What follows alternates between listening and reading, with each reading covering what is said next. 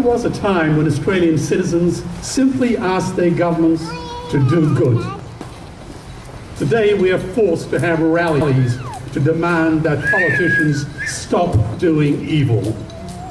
A pox on their houses. As Pam reminded us, Mahatma Gandhi said that a nation is judged by the way she treats her animals. Well, all around the world today, Australia is being judged in the harshest of lights. Now, Donald Wollen said that Australia was a lucky country, and Bob Hawke said he wanted us to become the clever country. Malcolm Fraser said that we are now the cruel country. And I say now that because of this filthy live animal trade all around the world, we are increasingly being known as the anything for a buck country. Yes. Is that the legacy we want to leave for Australia? No. Whilst progressive nations were developing intelligent industries in science, aviation, aerospace, research, computers, engineering and clean energy, our grasping idle politicians bragged about Australia's economy riding on the sheep's back. Isn't it time we learned to walk on our own 2 feet? Yeah. To use our brains to create and not our brawn to kill. We can no longer be a nation of factory farmers and bloody quarrymen. Sadly, we still have the squatter mentality. When I listen to the haunting chords of Waltzing Matilda, I wish the swagman had kicked the squatter's backside, chucked him into the billabong, licked his thoroughbred and run off with Matilda. Australia would have been a wiser, kinder, richer and more sustainable land if he had. Make no mistake about it, live animal exports is not an industry, it's an atrocity. It is a vile, disgusting scam, a blot on the Australian character and culture, and it has no place in civilized society.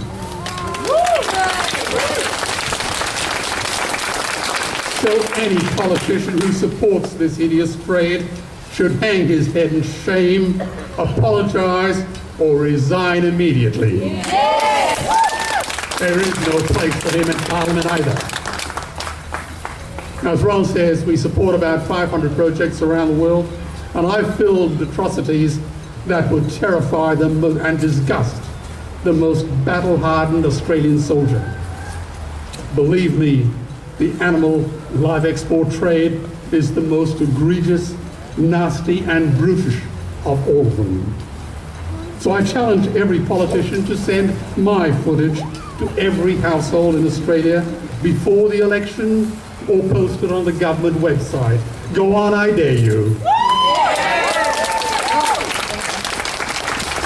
Now, decent Australian citizens have already decided that this live animal exports trade must end.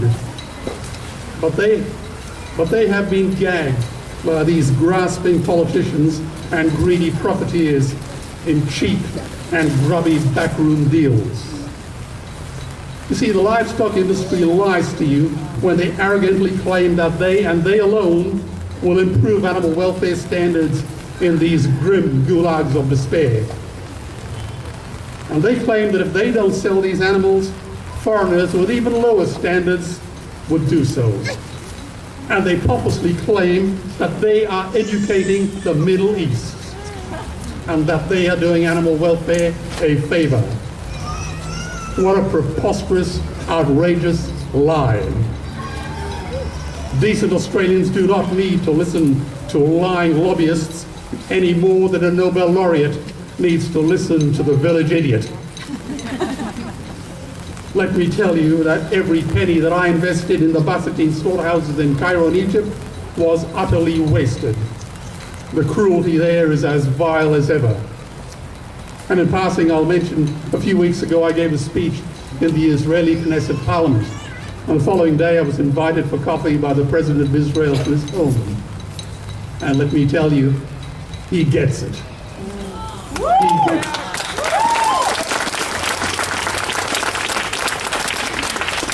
So here's an idea. Let this noxious trade conduct a simple, low-cost experiment.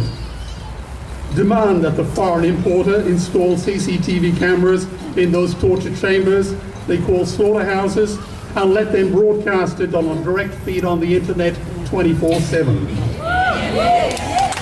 It won't cost much. Let the whole world see this grim, squalid bacchanalia of butchery. After all, what have they got to lose? They've been telling us for so long how good things were. People with nothing to hide, hide nothing. Believe me, no gimmick their spin doctors can concoct will change these facts. That terrified, innocent Australian animals born on Australian soil will be dragged onto death ships, transported across thousands of miles of rough seas to the Middle East and elsewhere. They will endure grueling hardship and nauseating sickness, be imprisoned in claustrophobic steel racks, watch as thousands of their fellow victims get sick and die en route, and their bodies callously chucked overboard into the sea. And they are the lucky ones. And when our tragic Australian survivors finally arrive in these hellholes, they will be tortured. Each individual Australian animal will suffer an agonizing, terrifying death at the blood-stained hands of brutal, knife-wielding strangers. And it will be another nail in the coffin of Australia's reputation. These are the facts. And anyone who defends this hideous atrocity is indescribably cruel, blindingly ignorant, or deliberately obtuse. Let them choose 1, 2, or 3. And isn't it ironic? Our Australian history books tell touching stories of young Australian soldiers in the Middle East at the end of World War I, who refused to leave their faithful horses behind, choosing instead to take that last sad and lonely walk out of sight with their beloved horses and ending their lives with a bullet in the brain from a service revolver. And where did all these sad things happen? In the same bloody places that this cruel trade is sending tens of millions of Australian animals to their agonizing deaths for 30 pieces of silver. Can you tell me, and tell me the truth, of a more egregious, more ignoble, more humiliating betrayal of a nation's trust?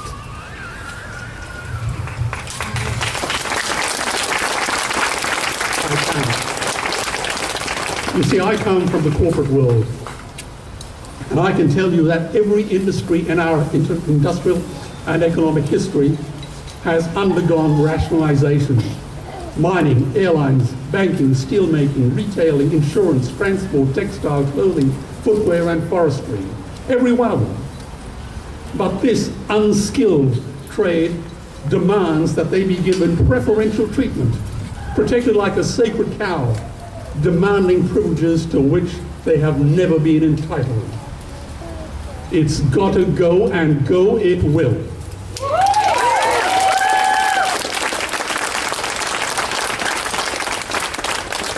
Martin Luther King said, cowardice asks the question, is it safe? Expediency asks the question, is it polite? Vanity asks the question, is it popular? But conscience asks the question, is it right? Is it right? So let's demand that the major political parties, Liberal, Labour, and the Nationals, simply grow a spine and ban this disgusting trade once and for all, simply because their conscience tells them that it is right.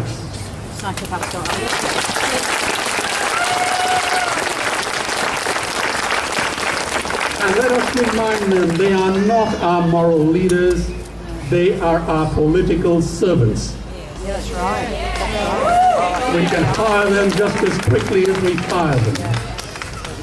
Now, I asked one of my colleagues in Los Angeles to call Rupert Murdoch to discuss the live animal trade with him.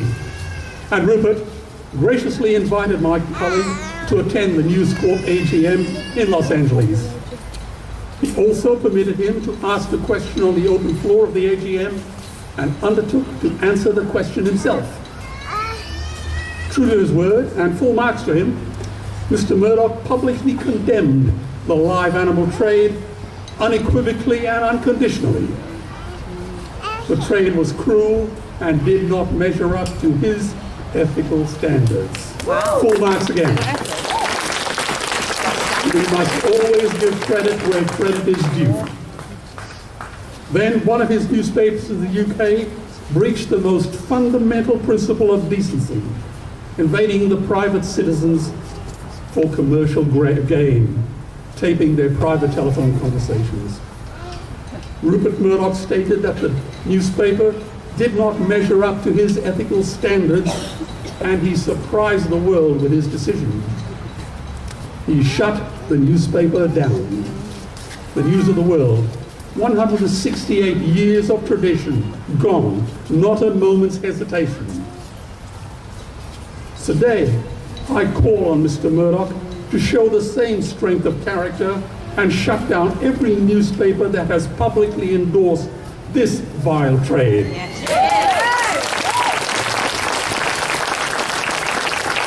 The very trade that he himself has already condemned.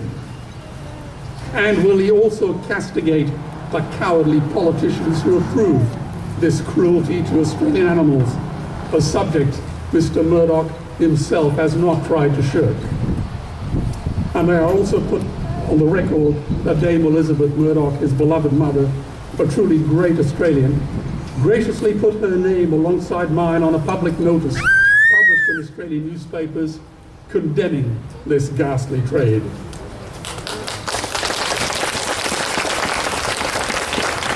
So today I call on every decent Australian citizen to get angry, get a voice, get active, and get organised. Tell every person you know and every politician you elect that game is up. Anyone who supports this disgraceful, ugly, squalid trade will be looking for a job. It's only when this barbaric trade has been confined to the garbage dump of history will we be able to truthfully say with pride in our hearts those immortal words, "Advance Australia Fair."